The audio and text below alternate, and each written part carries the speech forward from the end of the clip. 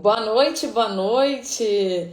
Entrando em mais uma live da minha série de lives, 30 lives que eu estou fazendo aqui no Instagram, trazendo informações para você, trazendo orientações para você, para sua família, que contribuem para a saúde do seu filho. Eu sou a doutora Maísa Faquiano, sou pediatra integrativa. Moro aqui em Presidente Prudente, atuo aqui, mas atuo também com atendimentos presenciais em Pracinha, em Martinópolis atualmente também. Hoje já iniciei os meus atendimentos lá na Policlínica da Santa Casa de Martinópolis e hoje estou entrando para a live um pouco mais tarde. A rotina foi bem corrida hoje, estava assistindo a aula até agora em pouco, até sair já da aula, porque ia ficar muito tarde para fazer a live, mas estou aqui cumprindo o meu compromisso que eu fiz com você. E hoje eu vou trazer um tema muito importante, que são os exames do recém-nascido na maternidade, dando sequência às lives dos 1000 dias do bebê. Quero dar boa noite para todas vocês que estão aqui entrando comigo esse horário, né? Já tarde. A Maria das Graças. Oi, boa noite, sou sua fã. Obrigada. Imagina, disponha. Fico feliz com o elogio. Muito obrigada. E vocês podem ir deixando comentários aqui, podem ir deixando também perguntas, dúvidas, tá bom? Então não vou me estender hoje, porque já é tarde, mas como diz a minha amiga Rafaela com o seu bordão, antes tarde do que mais tarde, falando sobre exames do recém-nascido na maternidade. Você vai entender o que é obrigatório, que o seu filho, o seu bebê precisa sair da maternidade, tendo feito aí quais testes ele precisa fazer, o que é obrigatório para que o seu bebê faça na maternidade para garantir aí a saúde dele, para garantir, né, que ele não tenha nenhuma doença que comprometa realmente a saúde dele, né, os próximos dias de vida, nenhuma doença grave, certo? Porque quando o bebê nasce, são 2 dias ali que a mãe fica, né, internada com a criança, mas são 2 dias extremamente importantes e que muita coisa precisa ser observado nesses 2 dias, tá? E infelizmente muitos pais ainda saem da maternidade sem saber quais são esses testes, sem saber o que vai acontecer com o seu bebê lá na maternidade. Por isso que eu falo, que eu sempre repito, que é extremamente importante investir num pré-natal de qualidade, um pré-natal com informação. Roupinha é importante, sim, investir no quartinho, na decoração é muito gostoso caprichar em todos esses detalhes, mas não deixem de investir em um pré-natal com informação de qualidade, com informação, com orientação, né? Porque é isso que vai fazer a diferença. Porque o bebê, ele precisa do quê? Ele precisa de uma mãe, de uma família orientada, de uma família que tenha ali as orientações para os primeiros dias de vida, para a amamentação, né? Para entender tudo o que vai acontecer, os cuidados, os primeiros cuidados. E isso, só a informação vai te trazer, só um profissional pode te trazer, um profissional que trabalhe com o pré-natal pediátrico, né? Eu também faço as consultas de pré-natal pediátrico, eu não sei se você sabe, mas a mãe pode passar, a família deve passar em consulta de pré-natal com o pediatra, antes mesmo do bebê nascer, isso mesmo, no pré-natal, para ter todas essas informações, para ter todas essas orientações, tá? Inclusive orientações que eu estou dando aqui para vocês através dessas lives, certo? Então, quais são os testes, né? Quais são os testes? Tem alguns testes que são obrigatórios pela lei federal, que é o Programa Nacional de Triagem Neonatal, que é a Lei 14.154 de 2021. Tem alguns outros testes que são recomendados pelas sociedades médicas, mas ainda não são universais em todas as maternidades do país. E quais são os testes obrigatórios? O teste de triagem neonatal, que é o teste do pezinho, que é feito entre o 3º e o 5º dia de vida. O teste de triagem auditiva, que é o teste da orelhinha, que tem que ser feito antes da alta hospitalar.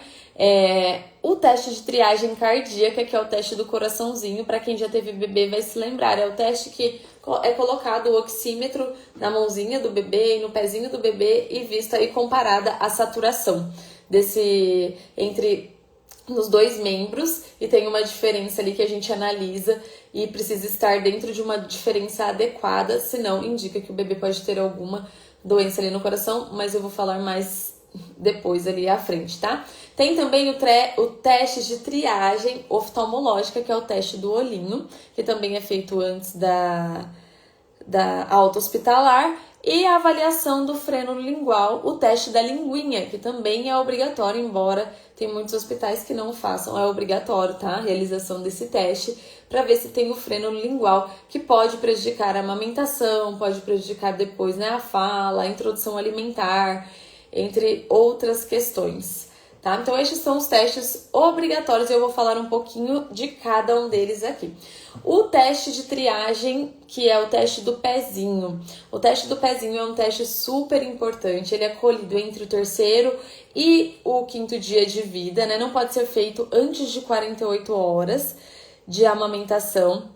E ele vai detectar ali algumas doenças. O nível básico, que é oferecido gratuitamente nos hospitais, né? Ele detecta entre 6 e 7 doenças ali, obrigatórias, por lei federal. Então, a fenilcetonúria, o hipotiroidismo congênito, a doença falciforme, a fibrose cística, a deficiência de biotinidase, né? E a hiperplasia adrenal congênita, e dependendo do estado também é identificada a toxoplasmose congênita. Ele é feito ali com a punção, né, no calcanhar do bebezinho, é coletado naquele papel filtro que vai preenchendo ali todo aquele cartão para identificar, para fazer a avaliação dessas doenças, né? Ele pode ser feito na maternidade ou em postos de coleta, né, credenciados também. Tem algumas situações que são importantes, como, por exemplo, transfusão de sangue. Precisa ser repetido após 90 dias. O bebê prematuro tem um protocolo próprio, né? Também para isso. E a coleta feita antes de 48 horas na maternidade, precisa repetir entre o 3º e 5º dia de vida. Esse é o teste que é gratuito, que é oferecido em todos os hospitais, tá? Para todos os recém-nascidos. E depende de cada estado, pode ter uma variação de cobertura. Tem o teste ampliado, que esse teste é feito da rede privada e ele tem mais doenças, são investigadas mais doenças nesse teste. Tem mais investigação sobre hemoglobinopatias raras, além da falciforme, da doença falciforme, né? A fibrose cística com um painel genético mais extenso, erros inatos do metabolismo, que são aminoacidopatias, acidemias orgânicas, distúrbios de oxidação de ácidos graxos, e ele utiliza uma técnica ali uma tecnologia de espectrometria de massas em tandem. Aí já é um termo já mais técnico, tudo mais técnico, mas para você que está gestante saber que existe esses testes mais ampliados e não somente o teste básico que é oferecido pelo SUS, mas tem o teste oferecido pela rede privada. E tem o teste de nível expandido também, que é um teste mais completo, rastreia além do ampliado, ele é expandido. Tem mais doenças aí, mais de 100 doenças que são investigadas. O nível 2, que é o teste ampliado, ele investiga ali entre 34 a 59 doenças, mais ou menos. E o nível 3, que é o expandido completo, mais de 100 doenças. Entre elas, nesse rastreio expandido, é investigado a atrofia muscular espinhal, né? A imunodeficiência combinada grave, doenças lisossômicas também, doenças neuromusculares raras e deficiências imunológicas primárias, tá? Então, é um teste bem mais completo, um teste do pezinho bem mais completo oferecido na rede privada. Além desses testes do pezinho, também podem ser realizados os testes genéticos neonatais, mas lembrando que não exclui a necessidade de ser coletado o teste do pezinho. Pode ser uma complementação. Então, esses testes genéticos, por exemplo, como os testes da bochechinha, né, que colhe aqui a saliva, a secreção da bochecha, é um teste genético. Ele investiga mais de 340 doenças, porém não exclui a necessidade de realização do teste do pezinho. Tá? Então, tem alguns aí testes genéticos que podem ser realizados também na rede privada para você ter ciência disso e poder escolher de acordo com esse conhecimento, né? Que existe essa possibilidade. Porque uma coisa é a mãe desconhecer que existe essa possibilidade, outra coisa é ela conhecer e poder optar por isso. Então sempre procure, veja na sua região, avalie os preços, os valores para aí da sua cidade, de onde o seu bebê vai nascer, para você já estar para colocar dentro do planejamento, se cabe ou não dentro do planejamento, se couber, se puder fazer esse planejamento, é extremamente importante, tá? Além disso, tem o teste da orelhinha. O teste da orelhinha, ele é muito importante porque a perda auditiva congênita, ela afeta de 1 a 3 bebês a cada 1000 nascimentos. E se não tiver um diagnóstico antes dos 6 meses, o impacto na linguagem, né, em todo o desenvolvimento do bebê, ele pode ser irreversível. E é feito com... O teste é um teste de emissões otoacústicas evocadas, né? Colocado um pequeno sensor na orelhinha que emite sons e capta a resposta da cóclea. Esse é o teste da orelhinha. Ele não é invasivo, ele é indolor, né? Dura poucos minutos e o bebê só precisa ele ficar quietinho ou estar dormindo, tá bom? Ele é feito antes da alta hospitalar, idealmente após as primeiras 24 horas também. Porque tem que ser feito depois desse tempo por conta da presença de líquido amniótico, pode ter líquido ali no conduto e que pode no canal e pode atrapalhar a realização desse teste, tá? Como eu disse, ele é importante porque é uma janela crítica de linguagem, então o diagnóstico e intervenção antes dos 6 meses garante o desenvolvimento da linguagem próximo ao normal, né? Mesmo em perdas assim maiores.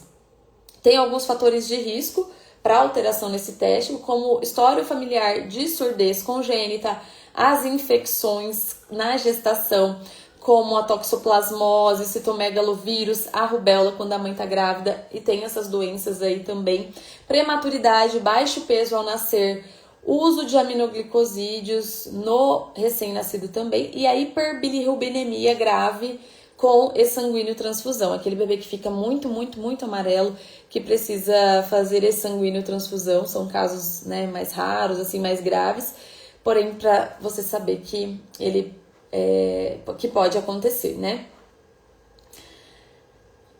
Depois temos o teste do coraçãozinho, que identificam, é um teste de triagem para identificar cardiopatias congênitas críticas, né? Que influenciam aí, afetam 1 a cada 1000 nascimentos. Algumas podem até só se manifestar após a alta, né? Quando é tarde demais, por isso que esse teste ele salva vidas, porque é um teste de triagem para identificar. Ele é feito através de oximetria de pulso, como eu falei para vocês, ele é colocado na mãozinha direita, né, que é minha mão direita, que é uma avaliação do pulso pré-ductal, e também em um dos pés, que é uma avaliação pós-ductal. E é feita uma medição aí dessas duas saturações para ver a diferença entre elas e um resultado que a gente considera muito alterado pode haver, né, pode ser indicativo de uma doença cardíaca aí, uma cardiopatia congênita. Ele é feito geralmente entre 24 e 48 horas de vida do bebê, com o bebê acordado, tem que ser um ambiente tranquilo, não pode ser feito também antes das 24 horas, porque a gente tem aquela fase de transição circulatória que ainda está em curso, tá?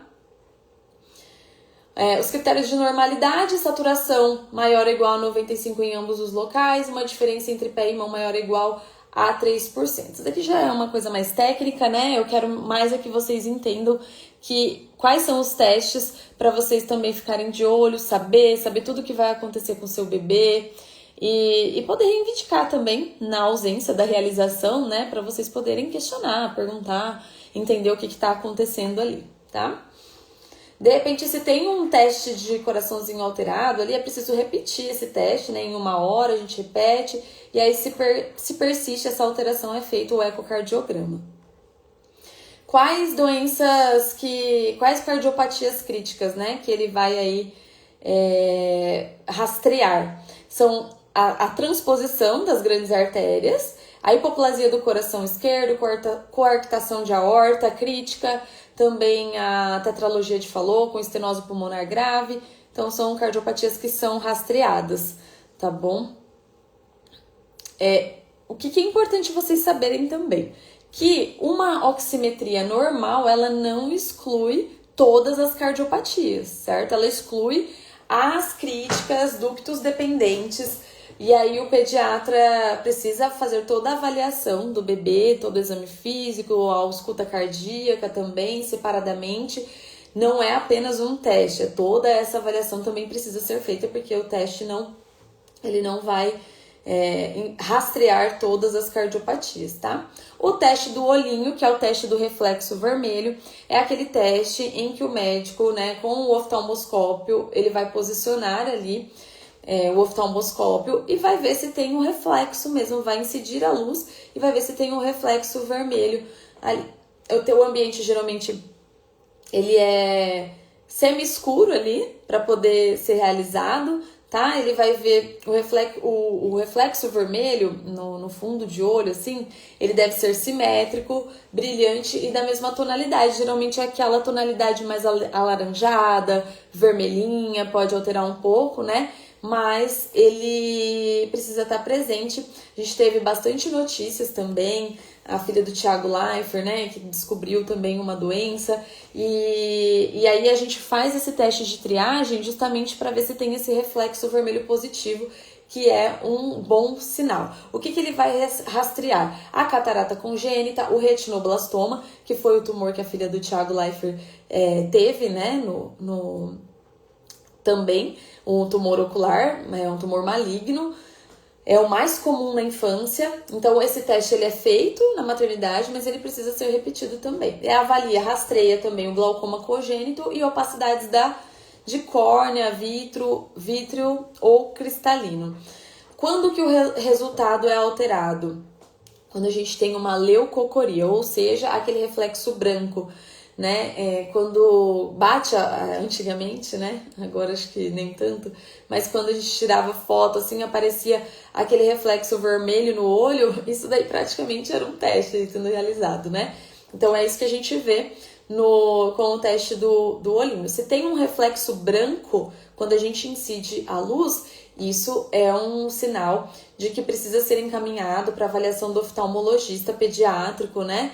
Ou se esse reflexo está branco, ou se esse reflexo está assimétrico, ou se ele está ausente, precisa ser encaminhado.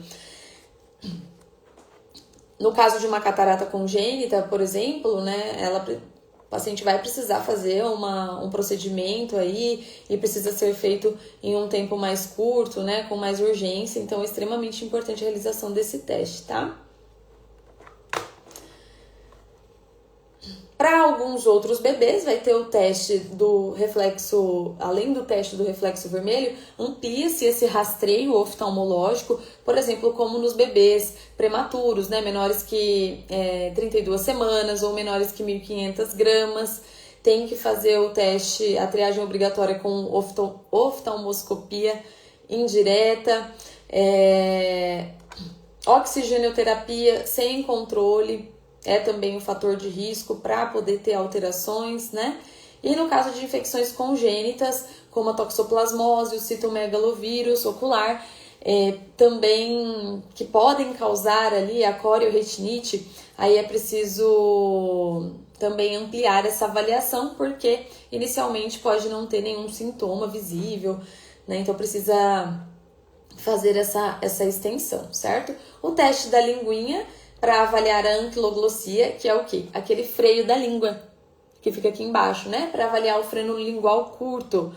É a causa corrigível mais frequente da dificuldade da amamentação.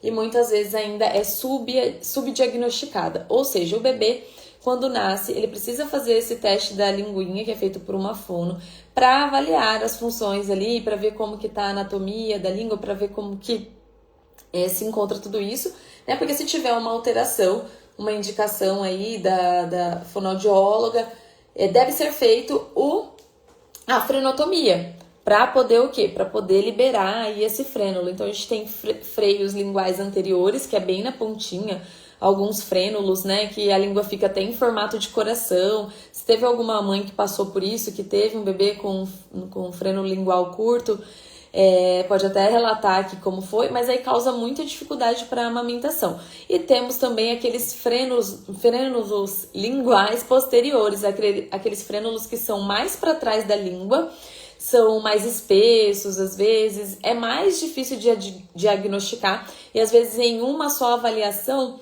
não se faz uma indicação de frenotomia. É preciso aprofundar essa investigação, é preciso avaliar, acompanhar por mais um tempo, acompanhar essa amamentação para depois poder indicar realmente se é preciso ou não, né? Ele pode prejudicar a aparência, a mobilidade da língua, né? Ele pode causar um impacto na amamentação, no selamento labial, na deglutição também, ao engolir.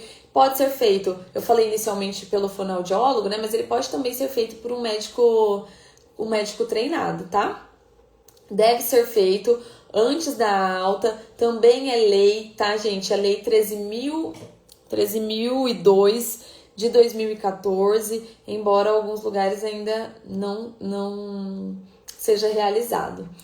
Ele pode trazer uma amamentação mais dolorosa, né? Ele pode fazer aquele clique, aquele estalido também, a mãe que tem aquele estalido, aquele bebê que desliza ali ao amamentar. Pode causar baixo ganho de peso também. E o baixo ganho de peso, a dificuldade de mamar, a dificuldade de extrair o leite da mama, ali pode causar dor, muita dor. É uma das causas também que mais prejudica a amamentação, que faz com que a mãe desista da amamentação, porque amamentar com dor, eu tive a minha primeira filha, ela teve o freno lingual posterior, mas ela foi, assim, eu avaliei e percebi isso. Na época eu fazia faculdade de medicina, não tinha nem formação de pediatria, nada, né, não fazia. Eu fui fazer consultoria em amamentação na residência de pediatria, e aí durante a residência de pediatria, eu tive aula com fono e fui avaliar o freno lingual dela e percebi que ela tinha um freno lingual posterior espesso demais, que limitava muito. Ela sempre ficou com a boquinha entreaberta, a língua sempre baixa. Aquilo já me chamava atenção, mas como eu não tinha conhecimento na época, né, acabou passando. E aí depois, quando eu fiz esse curso de amamentação, inclusive sou consultora em aleitamento materno, eu identifiquei na minha filha e a gente realizou a frenotomia dela também, né? Mas com ela eu não tive dor, não tive nada. Já com a minha segunda filha, eu tive muita dor, muita dor. Ela vomitava no peito, ela tinha dificuldade para deglutir. Eu fiz tudo, ajustei pega, ajustei posicionamento, fiz osteopatia, fiz acompanhamento com a fono, que foi a Mariana Passos. Ela acompanhou tudo desde o princípio, desde a maternidade, eu já com dor conversando com ela, ela fez toda a avaliação, uma avaliação minuciosa, criteriosa, porque ela tinha um frênulo também posterior, e aí com um mês de vida, sem melhora, ela realmente viu a necessidade e indicou a realização de frenotomia, e depois chega a ser estranho, porque depois que ela realizou essa frenotomia, eu fiquei preocupada porque eu não sentia mais ela mamando. Eu falei, parece que a minha filha tá sem língua. Mas por quê? Porque não era pra eu sentir nada, não era pra eu sentir nenhum desconforto. Se eu estava sentindo é porque tinha alguma coisa alterada. Tendo trabalhado pega, posicionamento, né? Tendo avaliado tudo, não tinha mais nada. Era aquilo que estava atrapalhando. E foi, assim, uma mudança bem drástica. Eu simplesmente sentia, parecia que a minha filha não tinha língua ali para fazer a sucção, mas é porque realmente resolveu fazendo a frenotomia. Fizemos todo o acompanhamento no pós, porque é importantíssimo também, né, ter esse acompanhamento de indicação, de realização do teste da linguinha, acompanhamento, indicação e depois a reabilitação pós-frenotomia também. É um teste muito importante, é simples, é indolor, né? É uma avaliação ali que é feita. E a frenotomia, quando ela é realizada também, quanto antes ela é realizada, com uma indicação precisa, é melhor para o bebê, melhor para a mãe, para a amamentação, para a recuperação, tá? Ele pode ser feito por um cirurgião pediátrico, por um odontopediatra também, pelo otorrinolaringologista também. Então são os profissionais que podem fazer a frenotomia, tá? Aí depois tem alguns outros exames, mas não são obrigatórios. Eu vou falar aqui desses exames obrigatórios. Então, para você estar consciente de todos eles, para que você entenda o que seu filho vai passar, tá? Não se esqueça, pergunte, converse com o pediatra, faça consulta de pré-natal pediátrico durante a maternidade também. Sempre converse, tire todas as suas dúvidas, converse com o pediatra que está passando ali para avaliação, com os profissionais que vão realizar os testes, pergunte o que está sendo feito, o que foi encontrado, porque muitas vezes a mãe chega para mim e aí ela não sabe relatar o que foi realizado, o que aconteceu, se, né, é preciso registrar ali na caderneta de nascimento todos os testes, os resultados, para que o pediatra que vai acompanhar depois faça todo esse acompanhamento e saiba também se tem alguma coisa alterada, se estava tudo normal, para dar sequência na rotina aí dos atendimentos, na puericultura. Então verifique também se está tudo anotado, é de extrema importância. Inclusive tem os comprovantes dos testes, né? Tem a caderneta da criança, que também é preciso estar anotado. Fique sempre atento a tudo isso, tá? O papel do pediatra na primeira consulta vai ser avaliar, conversar com a mãe, conversar sobre tudo isso. E aí, se não tiver todas as informações, vai ficar vago, não vai conseguir dar um segmento. Então, é preciso ter tudo registrado certinho e você também precisa saber de tudo isso, certo? Eu sempre falo consciência, orientação, conhecimento, né? Isso é extremamente importante para sua maternidade, é por isso que eu estou aqui trazendo esse assunto que é tão importante, tão pertinente. Não esqueça de marcar a sua consulta de pré-natal com o pediatra para te orientar tudo isso e muitos outros temas que você precisa saber, que você não pode esperar o bebê nascer para descobrir aí aleatoriamente. Já conheça os profissionais, conheça o pediatra, a pediatra, que vai seguir com o seu filho. Também não deixa para fazer uma escolha depois apenas, porque você precisa ter confiança naquele profissional, precisa saber qual que é a linha de acompanhamento, de trabalho que ele segue, né? Você precisa estar conectado ali, ter empatia, ter confiança. Por isso, é tão importante você já pesquisar sobre o pediatra que vai seguir o acompanhamento com o seu filho. Gente, não tem profissional mais importante, sem querer assim, né? É óbvio, todos os profissionais têm a sua importância, mas o pediatra é ele que vai acompanhar a mãe, é ele que vai acompanhar aquela fase, que é a fase mais difícil, que é da gestação, não digo difícil, mas de muitas descobertas, né? De muitos desafios, que é a fase da gestação e depois a fase ali dos 2 primeiros anos de vida, que é muita mudança, muita evolução. O bebê, ele sai de um bebê que nasceu, só dorme, mama, faz xixi, cocô, e daqui a pouco ele começa a sentar, engatinhar, começa a balbuciar as palavras, começa a rir, interagir. Então é muita mudança num ano só, principalmente nesse primeiro ano de vida. Por isso que o pediatra, ele não cuida só da criança, ele cuida da família, ele cuida das emoções, ele conversa com a mãe, ele deve fazer isso, entender a mãe, fazer uma escutativa, né? Ter empatia ali por tudo que a mãe está vivendo, pelo que a família está vivendo. Ter essa sensibilidade é muito importante para tornar a maternidade mais leve, mais confiante. E é isso que eu sempre me disponho a fazer nos meus atendimentos, nas minhas consultas, seja de maneira presencial ou seja online, porque tudo isso é possível de ser feito também de maneira online. Certo? Então, são essas informações que eu quis trazer para vocês. Espero que você tenha gostado, tenha aproveitado. Vou deixar a live disponível lá no meu feed. Aproveita, compartilha com uma mãe que está grávida, uma mãe que está para ter o seu bebê, porque isso com certeza vai ajudar muito na maternidade dela, certo? Agradeço a presença de vocês, quem esteve por aqui. Deixa eu ver se tem mais uma pergunta, algum comentário. Se alguém tiver alguma questão para colocar aqui, para perguntar também, estou à disposição.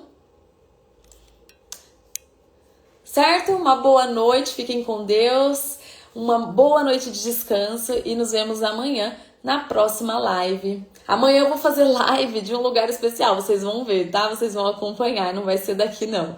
Um beijo, boa noite e tchau!